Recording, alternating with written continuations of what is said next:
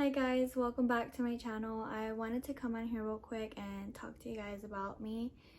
I am 23 years old. I have a 3-year-old, a 2-year-old, and a 10-month-old, all 3 girls. I have a husband. His name is George. So if I say, oh, George did this, George did that on my videos, it's because he's my husband. Also, I wanted to thank each and every single one of you guys for the support that you show on my channel. I'm very thankful for it. I cannot believe that I went from 10 subscribers, which was literally my family members, to almost 200. Thank you guys all for coming along on my YouTube journey. I'm going to start making more cooking, cleaning videos, mostly a lot of mom videos. That's why I started my YouTube channel, to show a lot of moms that I do it, you can do it. 3 back to back. It's not easy, but it's possible. So yeah, I just wanted to come on here real quick and thank each and every single one of you guys. So please don't forget to like and share and subscribe to my channel. It really means a lot to me, more than you guys think. But yeah, bye. Hi guys, welcome back to my channel. Today I'm going to be showing you guys how I do my red beef enchiladas. You're going to start off by needing some corn tortillas. I'm going to only be using 20 of these, a whole tomato, your preference of cheese, your chile guajillo, your chile ancho, and of course your chile de arbol. You're going to need also a half an onion and consome de pollo, and your preference of ground beef, and also your preference of oil.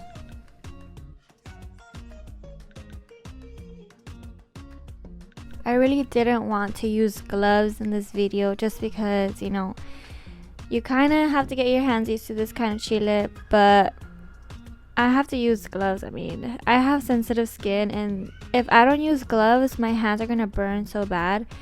And you're going to want about 4 chile de arbol. The enchiladas didn't come out as spicy, so if you want a little bit more spiciness, I would prefer to add 2 more maybe.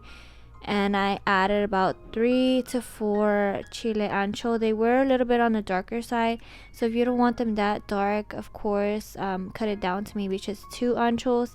And the guajillo is basically what's gonna give it, you know, the flavor, make it everything look good. So with those, I used about 7 of them.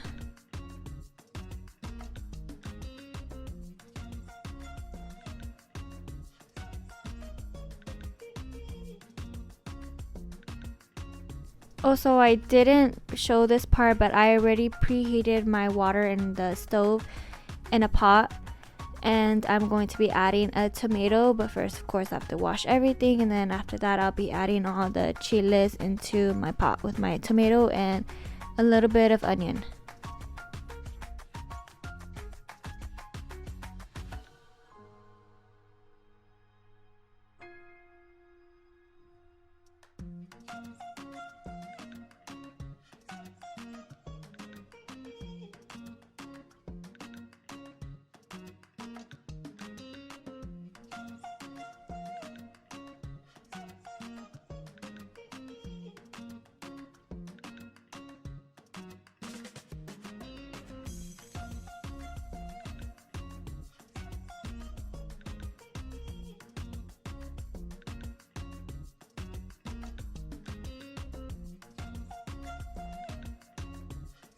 And of course, I had to add a little bit of meat cleaning.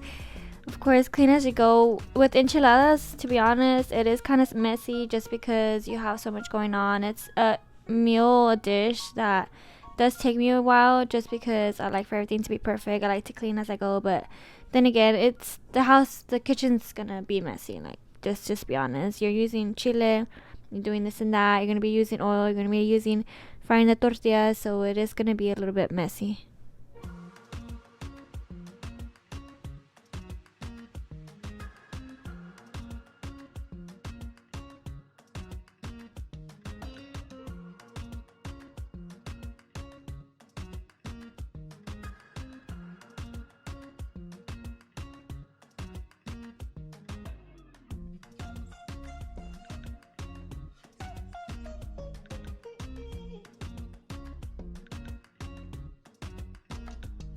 So it is later on that day, and you're going to start putting your chiles in the blender, and all I add is the Consome, the boil.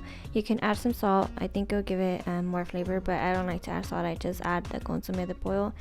I do add water, but I add water as I go just so it doesn't overfill, or I can see the consistency that I like, which is going to be like a medium thick.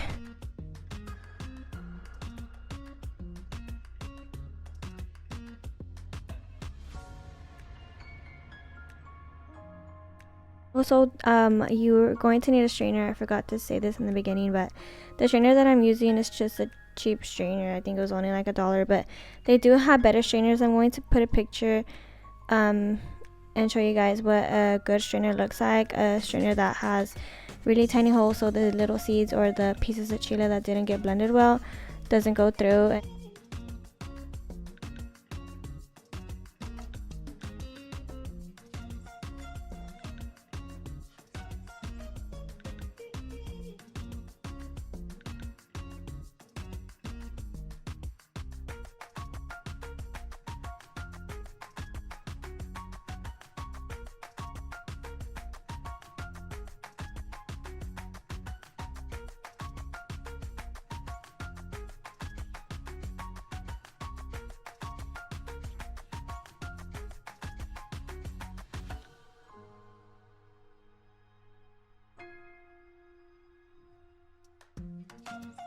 So George is going to do this part for me.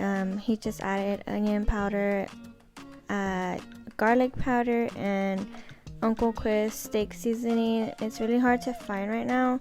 I don't know why, but Uncle Chris makes everything taste good. That's basically like the ingredient that I use the most on all my meats. It's just Uncle Chris seasoning.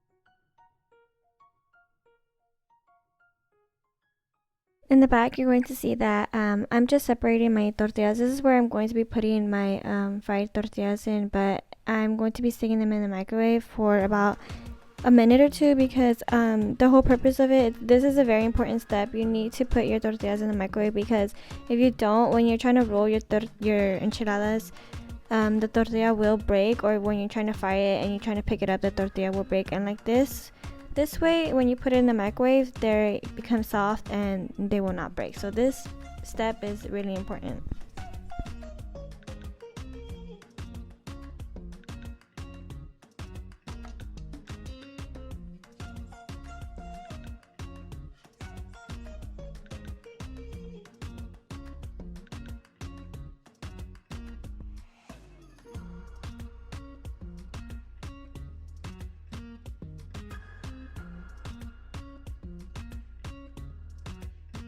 Okay, and this step is actually the most important step. This is what's going to make your enchiladas taste really good.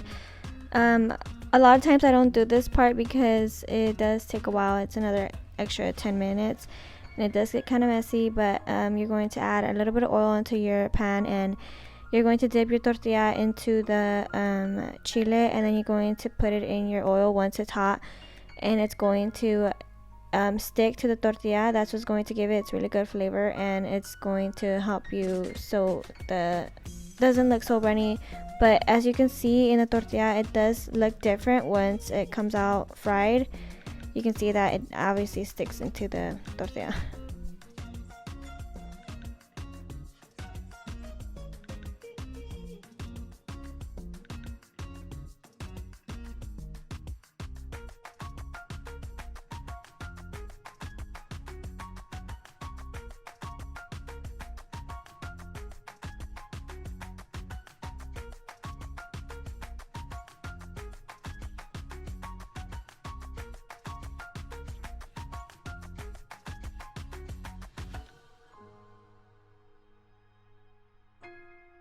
You're going to need a pan, a dish to add your tortillas in when you're going to put it in the oven to bake. And I put a little bit of chile at the bottom. Just, I don't know, I've always done that. I end up using about a little bit less than half of this bag, but I mean, you can use the whole bag, of course. It's whatever you like. I put my meat on the side to make it easier, more presentable, and the tortillas on the other side. You're going to see right now that this is really easy. I just put the cheese first, the meat, and then I'll roll them up, and yeah, just see.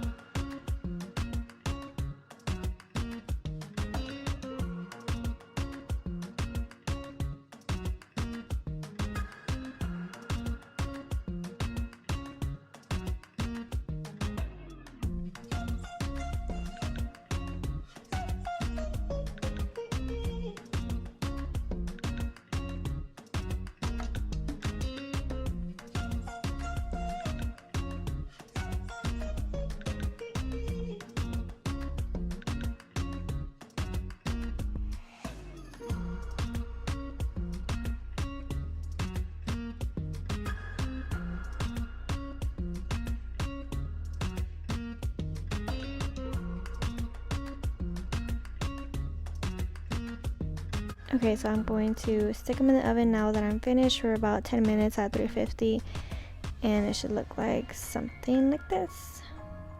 If you guys like this video, please guys like, share, and subscribe. It really means a lot to me. Thank you. Bye.